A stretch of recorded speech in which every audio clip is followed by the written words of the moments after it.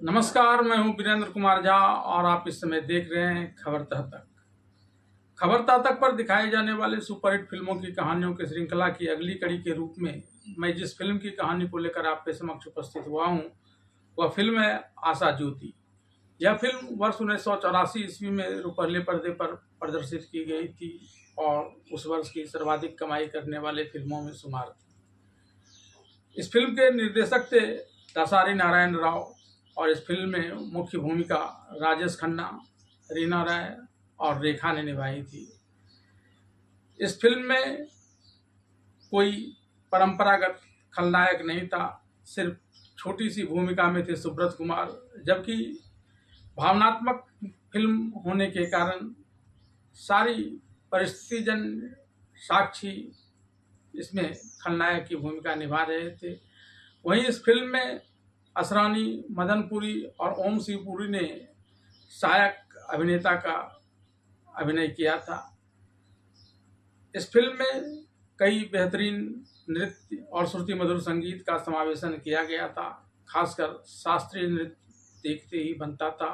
इस फिल्म के संगीतकार थे लक्ष्मीकांत प्यारेलाल और फिल्म में गानों को स्वरबद्ध किया था आशा भोसले, किशोर कुमार और अनुराधा पौडवाल ने।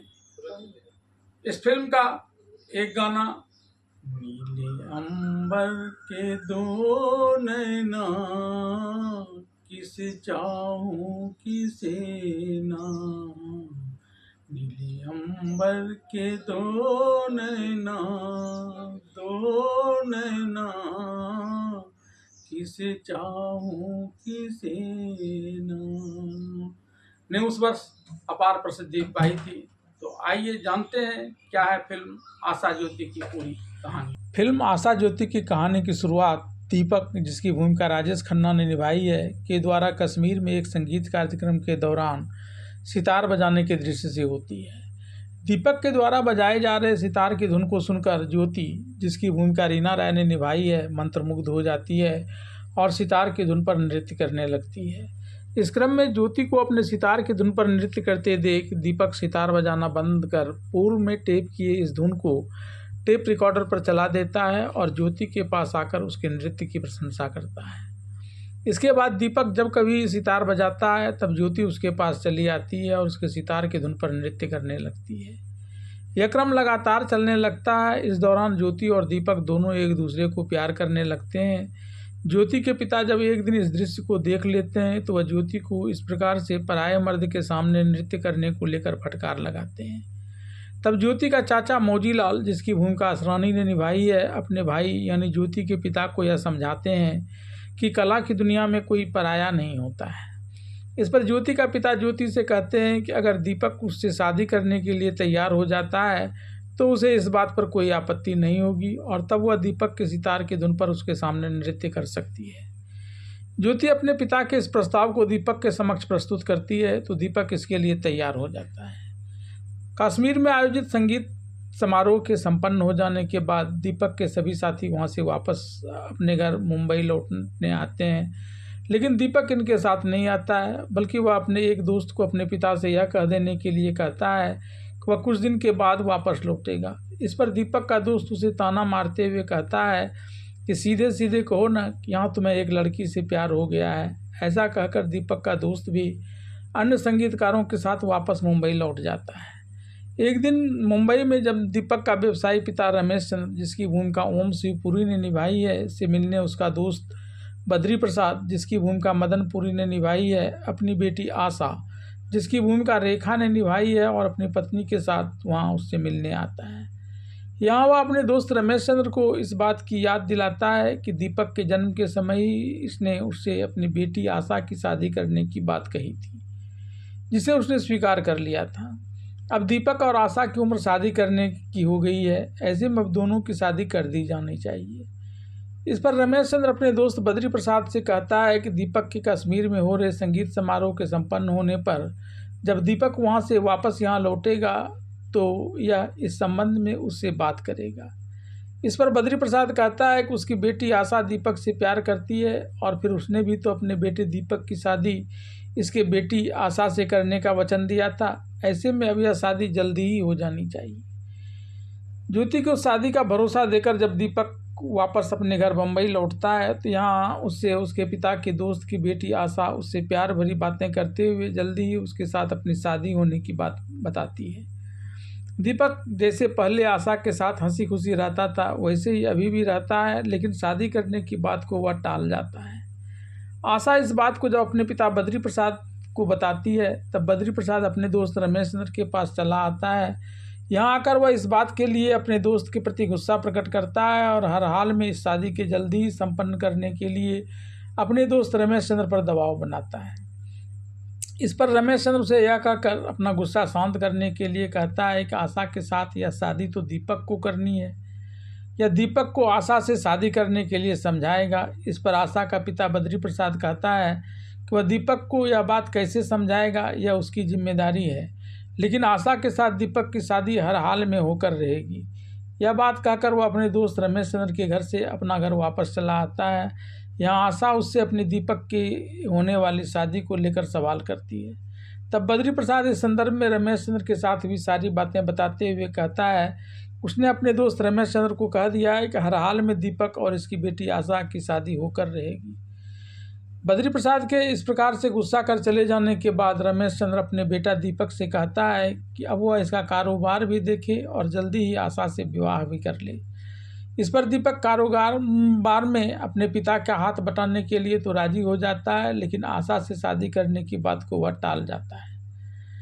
तब रमेश चंद्र अपनी पत्नी यानी दीपक की माँ को दीपक के साथ हुई अपनी इस बातचीत के बारे में बताते हुए उसे भी दीपक को आशा के साथ विवाह करने के लिए राजी करने के लिए कहता है। इसके बाद जब दीपक की माँ दीपक को आशा के साथ विवाह करने के लिए कहती है तब दीपक वहाँ अपनी माँ को स्पष्ट रूप से बता देता है कि कश्मीर में हुए संगीत समारोह के दौरान इसे वहाँ की एक लड़की ज्योति से प्यार हो गया और उसने ज्योति के साथ विवाह करने का उसे वचन भी दे दिया है। इस पर दीपक की माँ उसे अब जल्दी ही तब ज्योति से ही शादी कर लेने के लिए कहती है।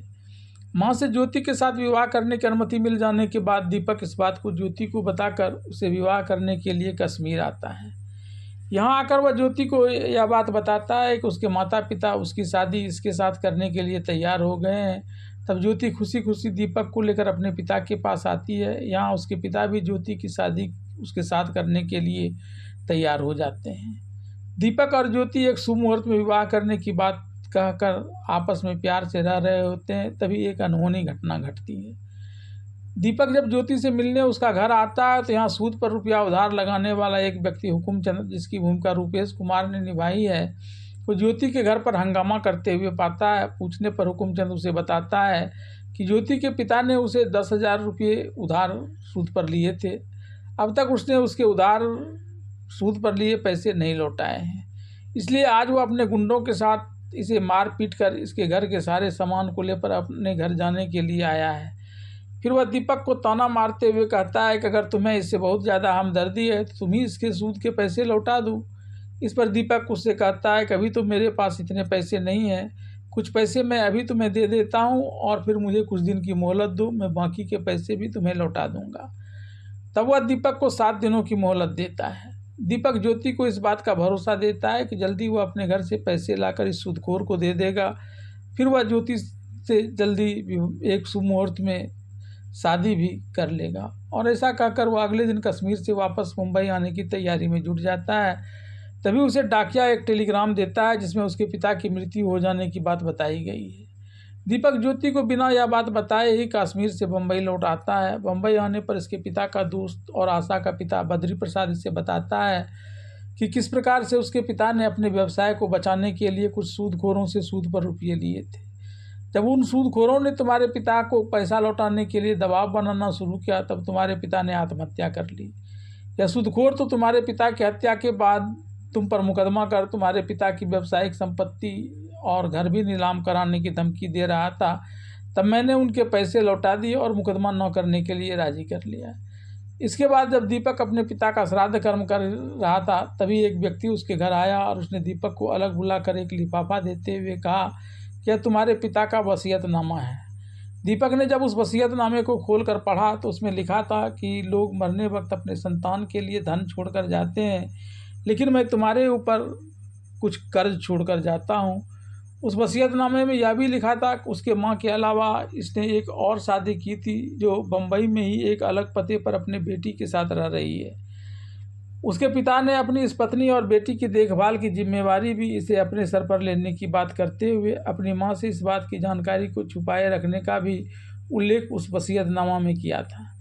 श्राद्ध कर्म समाप्त होते ही सबसे पहले दीपक बिना अपने माँ को कुछ बताए अपनी सौतेली माँ के पास आता है और यहाँ आकर इस बात की जानकारी देता है कि अब इसके पिता और उसके पति रमेश चंद्र इस दुनिया में नहीं रहे। दीपक उन दोनों माँ बेटी को यह भी भरोसा देता है कि पिता के मरने के बाद अब यही उन दोनों की अपनी माँ और बहन के समान देखभाल करेगा। साथ ही उसने अपनी सौतेली माँ और बहन से यह भी कहा कि वे दोनों पहले ही की तरह यहाँ ही रहें और इसकी माँ को इस बारे में कुछ ना बताएं। यह कहकर दीपक वहाँ से चला गया। 1 सप्ताह की मोहलत की अवधि समाप्त होने पर हुकुमचंद ज्योति के पिता को दिए हुए उधार के पैसे लेने के लिए उसके घर आया, लेकिन दीपक तब तक रुपये लेकर कश्मीर नहीं पहुंचा था। इस कारण ज्योति का पिता उसे उसके सूद के पैसे नहीं लौटा सका। इस पर हुकुमचंद ज्योति के पिता को यह कहकर चला गया कि पैसे नहीं लौटाने की स्थिति में वह ज्योति का निकाह ही इसके साथ कर दे। तब ज्योति के पिता ने उसके मुसलमान और काफ़ी उम्रदराज होने और खुद के हिंदू होने की बात करते हुए ज्योति की शादी उसके साथ करने से इनकार कर दिया। इस पर हुकुमचंद यह धमकी देते हुए वहाँ से चला गया कि जल्दी ही वह इसके घर को बेचकर अपने सूद के पैसे वसूलेगा। घर की सारी समस्याओं से निपटकर दीपक ने ज्योति के पिता के द्वारा सूदखोरों से लिए गए कर्ज को चुकाने के लिए पैसों की बंदोबस्त की और सूदखोरों के पैसे चुकाकर ज्योति से विवाह करने के उद्देश्य से कश्मीर चला आया। जिस दिन दीपक ज्योति के पिता को सूदखोरों के लिए कर्जे लौटाने के लिए पैसा देकर ज्योति से शादी करने उसके घर आया, उस दिन उससे पहले ही हुकुमचंद अपने गुंडों को लेकर जबरन ज्योति से निकाह करने वहां पहुंच गया था।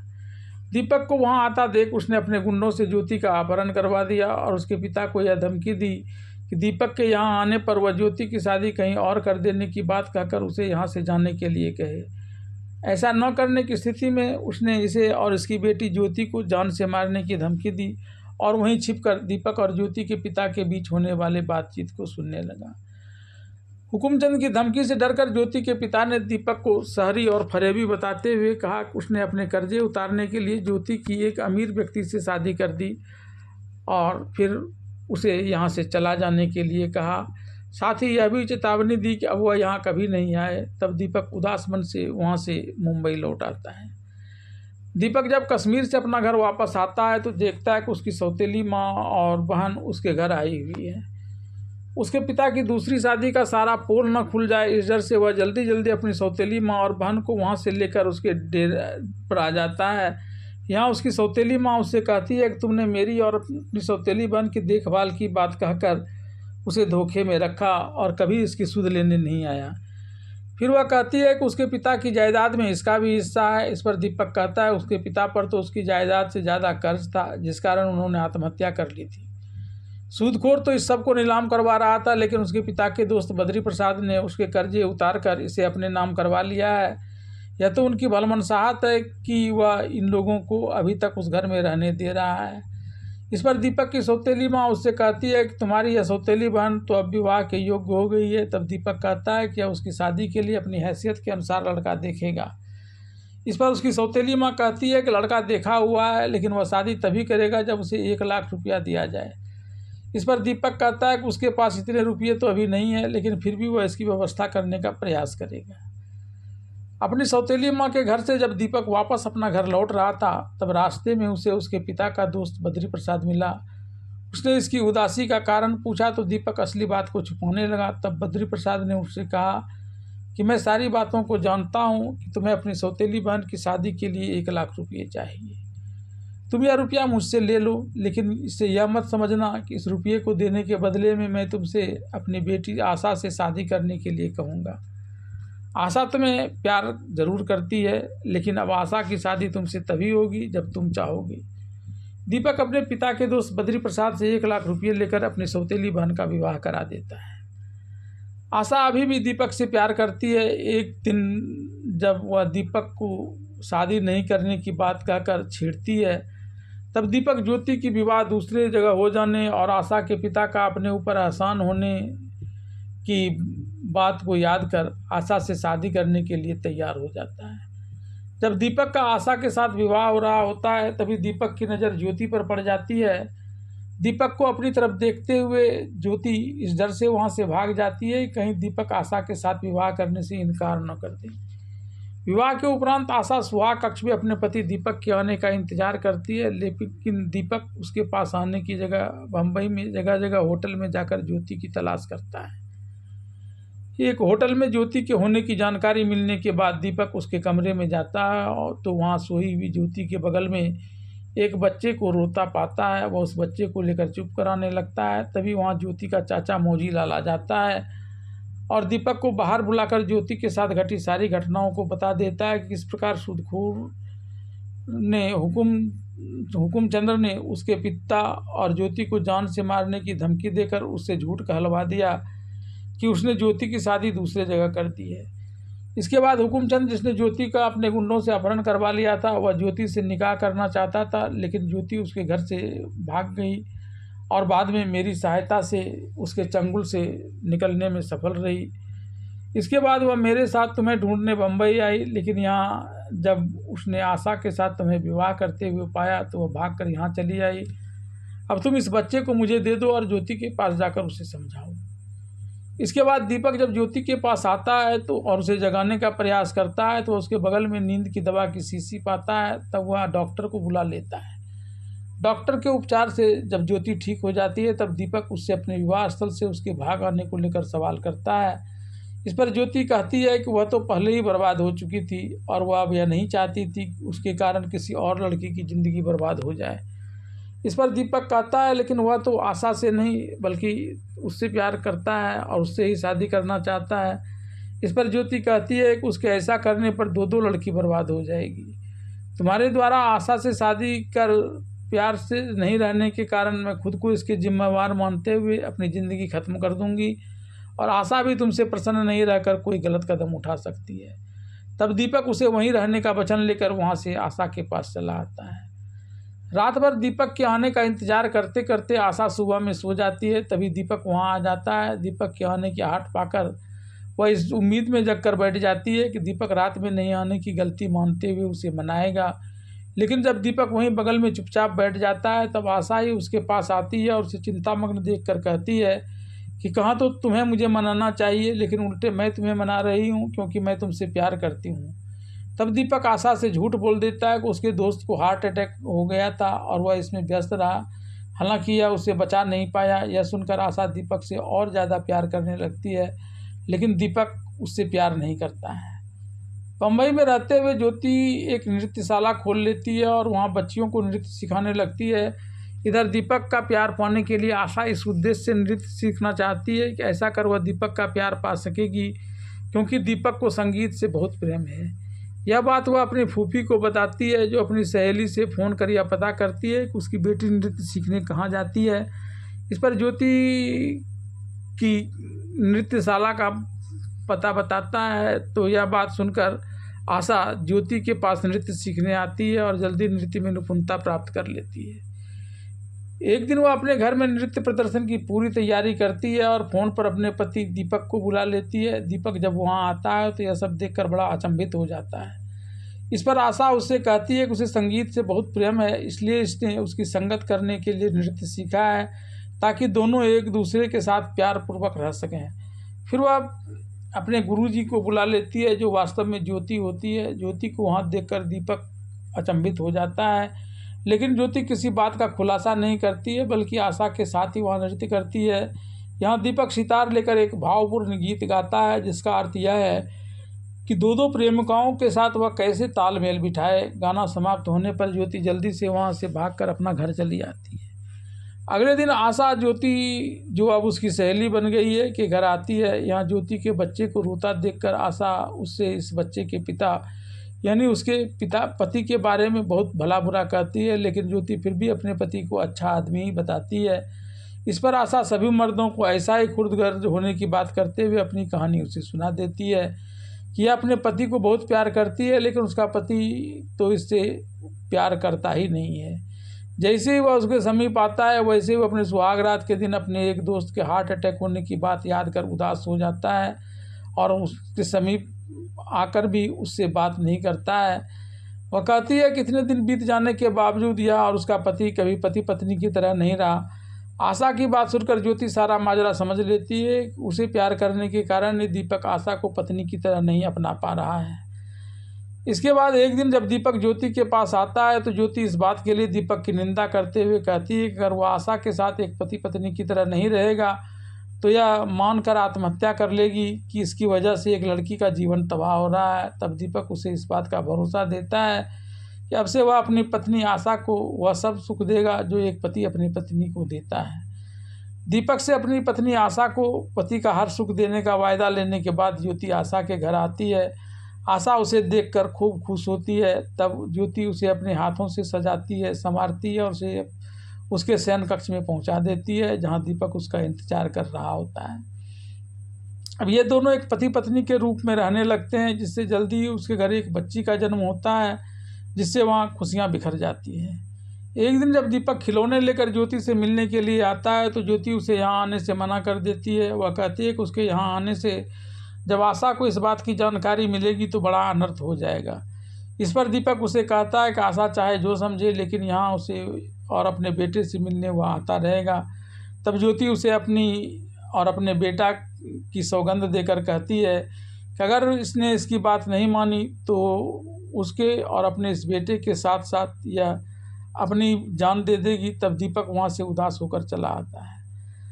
बच्ची के जन्म होने पर जब आशा बहुत दिनों से ज्योति से नहीं मिल पाती है तो उसका मन ज्योति से मिलने के लिए मचलने लगता है और वह अपनी बच्ची को लेकर ज्योति के पास आती है। यहाँ वह और ज्योति खुशी खुशी एक दूसरे से मिलते हैं। आशा दीपक को भी फ़ोन कर वहाँ बुला लेती है। इस बीच जब वह ज्योति के बच्चे को देखती है तो ज्योति को यह दिलासा देने लगती है कि मुझे लगता है कि जल्दी इस बच्चे का पिता और तुम्हारा पति यहाँ आएगा। तभी दीपक वहाँ आ जाता है। दीपक को वहाँ आया देख ज्योति अचंभित हो जाती है, लेकिन दीपक वहाँ ज्योति को लेकर कुछ नहीं कहता है। लेकिन आशा ही उसे कहने लगती है कि ज्योति के पति ने इसके जीवन के साथ खिलवाड़ किया है। इस पर दीपक आशा को यह बताते हुए कि मान लो इसके पति ने इसके अलावा कहीं और शादी कर ली है तो वह बेचारा क्या करेगा। इस पर आशा उसे कहती है कि उसे अपनी दोनों पत्नियों को अपने साथ रखना चाहिए। कुछ समय के बाद दीपक वहाँ से चला जाता है और आशा भी वापस अपना घर लौटने लगती है। ज्योति के पास से घर लौटने के क्रम में रास्ते में उसकी मुलाकात अपनी एक सहेली से हो जाती है। वह अपनी सहेली को बुलाकर अपने कार में बिठा लेती है और उसे उसके घर पहुंचाने चली जाती है। यहाँ जब उसकी नज़र दीवार में टंगे अपने ससुर की तस्वीर पर पड़ती है तो यह अपनी सहेली से सवाल करती है कि उसके घर में यह तस्वीर कैसी आई। इस पर उसकी सहेली बताती है कि यह मेरे पिता हैं। फिर वह अपने पिता की 2 शादी की बात आशा को बताती है। इस पर आशा उससे पूछती है कि क्या दीपक को यह बात मालूम है। इस पर उसकी सहेली की माँ वहाँ आ जाती है और उसे बताती है कि दीपक ने ही तो इन दोनों माँ बेटी को यहाँ लाकर रखा है, ये मर्द होते ही ऐसे हैं। इसके बाद आशा की सहेली उसे कहती है कि देखो ना, मेरे पति ने भी मुझे छोड़ दिया और दूसरे पत्नी के साथ रहता है। इस पर आशा उसे बताती है कि पहले दीपक भी उससे प्यार नहीं करता था, लेकिन अब वह उससे खूब प्यार करता है। तभी उसके मन में ज्योति द्वारा उसे सजा संवार कर दीपक के पास पहुंचाने और इसके साथ ही दीपक का उससे प्यार करने का सिलसिला चलने का सारा परिदृश्य घूमने लगता है और वह अपनी सहेली के पास से अपने घर चली आती है। घर आकर भी आशा ज्योति को लेकर सोच रही होती है। तभी उसके पति दीपक का ड्राइवर वहां आता है। उसे देखकर आशा उसे सवाल करती है कि ऑफिस से घर आने के क्रम में दीपक कहाँ कहाँ जाता है। यह सुनकर उसका ड्राइवर किंग कर्तव्य मूड हो जाता है। तब दीपक अपने ड्राइवर को वहाँ से चला जाने के लिए कहता है और आशा से कहता है कि उसे नौकरों से ऐसी बात नहीं करनी चाहिए। यह सुनकर आशा दीपक पर भी भड़क जाती है और उस पर ज्योति से मिलने जाने का आरोप लगाती है और दोनों को बदचलन बताती है। फिर वह चिल्लाकर दीपक को उसकी सौतेली माँ और बहन के होने को लेकर सवाल करती है। तब तक दीपक की माँ वहाँ आ जाती है। यह देखकर दीपक भी आशा पर भड़क जाता है और उस पर हाथ उठा लेता है, लेकिन वह अपने हाथ को यह सोचकर रोक लेता है कि इससे गुस्सा कर आशा उसकी माँ के सामने इसकी सौतेली माँ का सारा पोल खोल देगी। लेकिन उसके हाथ रोक लेने के बावजूद आशा जोर से दीपक की सौतेली माँ और बहन के बारे में सब कुछ बोल जाती है। दीपक की माँ यह सुनकर भी गुस्सा नहीं करती है और दीपक आशा को प्यार से रहने की सलाह देती है। ज्योति आशा के मन में उसके प्रति बेवजह फैल रहे नफरत के बारे में कुछ नहीं जानती है। ऐसे में बहुत दिन हो गए आशा से मिले हुए, यह सोचकर वह उसके घर उससे मिलने चली आती है। आशा उससे मिलने आती तो ज़रूर है, लेकिन इस बार वह ज्योति से पहले की तरह प्यार से नहीं मिलती है और आते ही उस पर बड़ा आरोप लगाती है कि उसने इसके पति को फंसा लिया है। इसके अलावा वह ज्योति को बहुत सारे अपशब्द कहते हुए धुतकार कर अपने घर से भगा देती है। आशा की धुतकार सुनकर ज्योति आशा के घर से निकलकर अपने घर चली जाती है। एक दिन दीपक और आशा आपस में प्यार भरी बातें कर रहे होते हैं, तभी दीपक को ज्योति का फ़ोन आता है। ज्योति उससे बताती है कि मुन्ने की तबीयत काफ़ी ख़राब हो गई है, ऐसे में वह जल्दी से उसका इलाज कराने यहाँ आ जाए। यह सुनकर आशा दीपक पर गुस्सा करती है, लेकिन दीपक उसकी परवाह किए बिना यह कहते हुए ज्योति के पास जाने लगता है कि ज्योति उसकी पहली पत्नी है और उसके ही कहने पर तुम्हारा भी घर बसा है, नहीं तो मैं तुम्हें पहले कहाँ प्यार करता था। मैं अगर बार बार तुमसे शादी नहीं करना चाहता था तो इसके पीछे भी ज्योति थी, और मैंने तुमसे ब्याह रचाया तो इसके पीछे भी ज्योति ही थी। मुझे झूठ बताया गया था कि ज्योति की शादी अन्यत्र कर दी गई। यह सुनकर आशा और भड़क जाती है, लेकिन दीपक वहाँ से ज्योति के पास जाने के लिए निकल पड़ता है। दीपक को इस प्रकार गुस्सा कर जाते हुए देखकर उसकी माँ दीपक को अपने पास बुलाती है। दीपक जब अपने माँ के पास आने के लिए पीछे मुड़ता है तो यहाँ अपने सौतेली माँ और बहन को देखता है। इस पर दीपक अपनी सौतेली माँ से पूछता है कि आप यहाँ कैसे, लेकिन इससे पहले कि उसकी सौतेली माँ कुछ बोले, इसकी अपनी माँ ही दीपक को बताती है कि यह दोनों अपने मन से यहाँ नहीं आई हैं, बल्कि मैंने इन्हें आग्रह कर यहाँ लाया है। फिर वह आगे बताती है कि उसके पति ने अपनी दूसरी शादी की बात मुझे इसलिए नहीं बताई ताकि मेरे मन को किसी प्रकार का ठेस न लगे।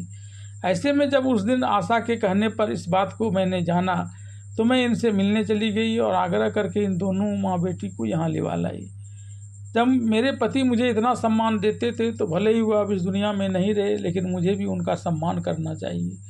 दीपक को भला बुरा कहते हुए आशा भी अपने कमरे से निकलकर ऊपर की बालकोनी से इस सब दृश्य को देख रही थी और सुन रही थी। अपनी सास के अपने पति के प्रति इस प्रकार के प्रेमपूर्ण भावना को देखकर और पूर्व की सारी घटनाओं को याद कर आशा के मन में भी अब दीपक और ज्योति के प्रति प्रेम उमड़ने लगा।